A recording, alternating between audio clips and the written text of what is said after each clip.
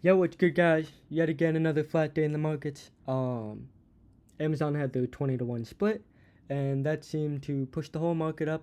We gapped up pretty big this morning, but we came all the way back down, and we made some insane money off of that morning drop in the Discord. Uh, I'll just show you that quick. As usual, this guy making his thousands. You know, 100%, 100. Normal day. Nothing too crazy, I guess, but join the Discord and you can see it for yourself. I really don't know why you haven't joined it yet. If you haven't, there is a ton of money to be made. It'll be in the description. And over Memorial Day weekend we had that deal, which a lot of people missed out on, and so we put it back up. And I'm telling you, this is probably your last chance to get in on this, because this. I'm telling you, this is you could pay this off within a week. I can pretty much guarantee that. So I'm gonna leave that in the description. Check it out. You really don't want to miss out on this one, because we probably won't do this again. So back to the charts. Yet again another flat day, but this is somewhat expected, because I've been stressing that this is a very similar area. I believe, I'm not sure if we had CPI day here, but foam C was right around here.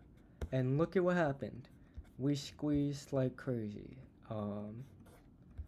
What is this? 415 to 460. And that's where I shorted, actually. I showed you my profits in one of my earlier videos, but 64% on SQQQ. I shorted it on that day, the Nasdaq, but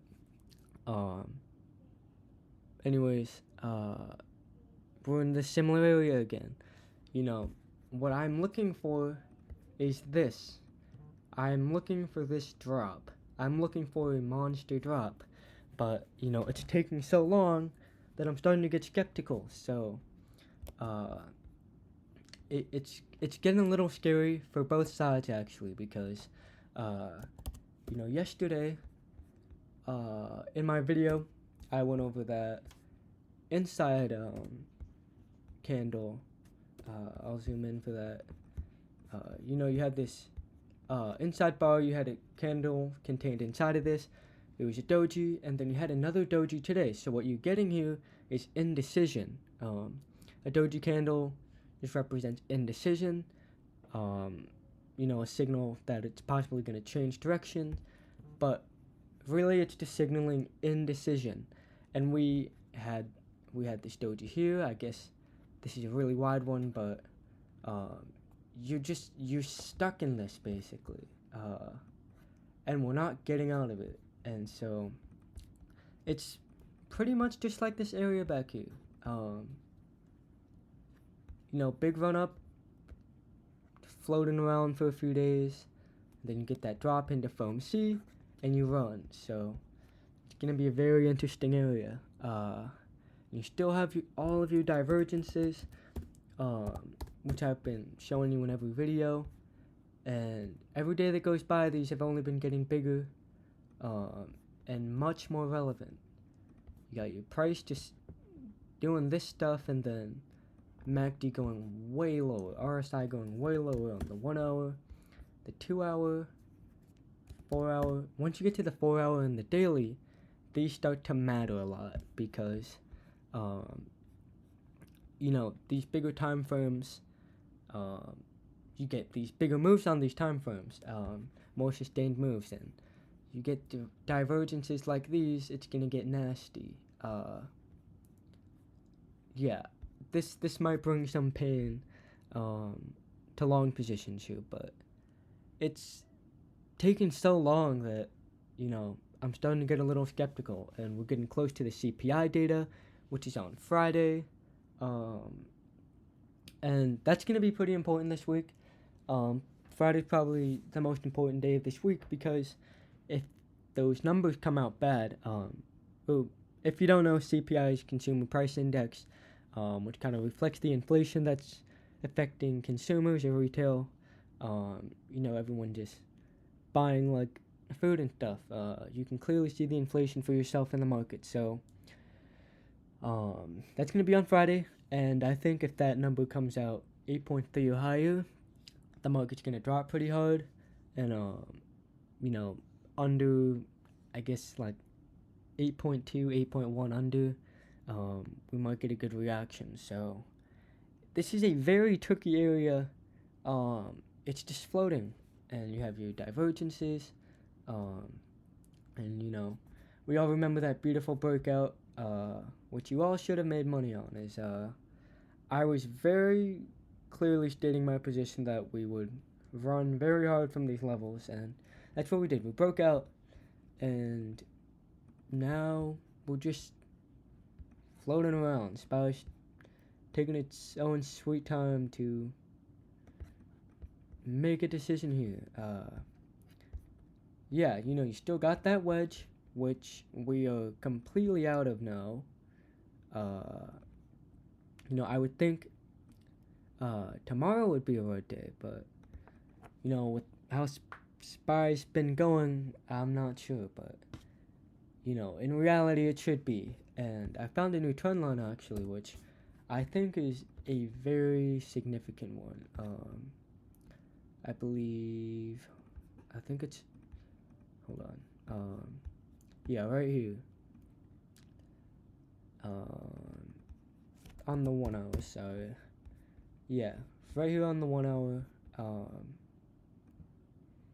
you got a lot of reactions on this one.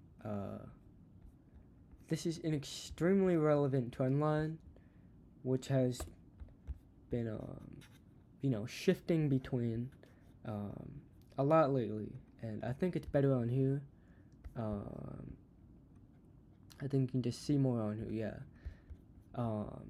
You have so many reactions where it's just kind of bouncing off of it, and of course you have this bottom trend line, but we're still just floating, so keep in mind that we already broke out of this thing, but it's still somehow floating, so I'm not really sure what to think. It should be dropping. That's how rising wedges work, but it's just floating, and you might have to consider that it's consolidating, because if it's consolidating and it's not going to drop, and next week we have all those options expiring, 3.5 trillion, I believe, in options expiring next Friday, triple witching. That's gonna make the market move big, and if we don't make a move before it, it's gonna be hard to predict what's gonna come out of it. So the longer we take to make a move, if we don't drop, then I'm not really sure what's coming. If we stay like this until FOMC next week, I think it can go either way, and massively. So yeah, I'm looking for this drop still. You have massive divergences. You already broke this bottom trend line. You getting these, I don't know, I guess you're kind of under this now. I don't know how much more bearish this can look. I really don't. Even maybe with like an Elliott wave count, we may have finished our count already. So like 1, 2, 3. I don't know if that's a big enough correction, but 5. I'm not sure how it hasn't dropped yet. In all honesty, because it's been developing all these bearish signals for pretty much a week straight now. I've been a while ago back here, I said we'd probably run hard, and then we would float, and then drop into FOMC. And this is the area that I'm looking at. It's extremely similar. You had FOMC meeting right here, and look what happened after. You squeezed all the way to 460, and it's pretty much the same. I see the same setup right now.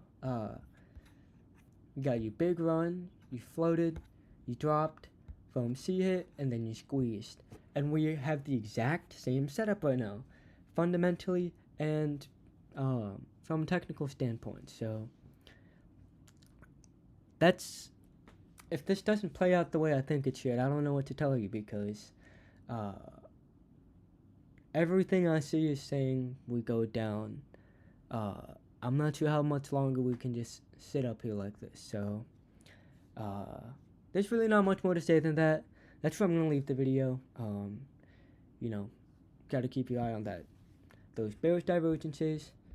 You're out of this wedge. Maybe finish your Elliott wave through Elliott wave count. Seems you're under this trend line. You got this doji. Second doji again. Inside that candle still. If we don't go down, I'm gonna be pretty surprised. But everything's pointing to down.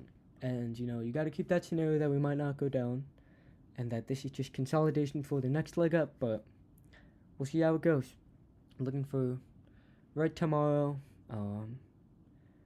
But if not, I'm gonna probably consider repositioning myself and adjusting to what can happen if it doesn't play out the way I want it to. So that's where I'm gonna leave the video.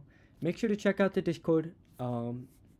I'm really telling you guys this for your own benefit, because make some money. Just go join the Discord and make some money. I'm telling you, don't miss out on this deal, because I don't know if we're gonna do it again. So I'm gonna have that in the description. Go check that out, and yeah, we'll see how tomorrow goes. So peace out, guys.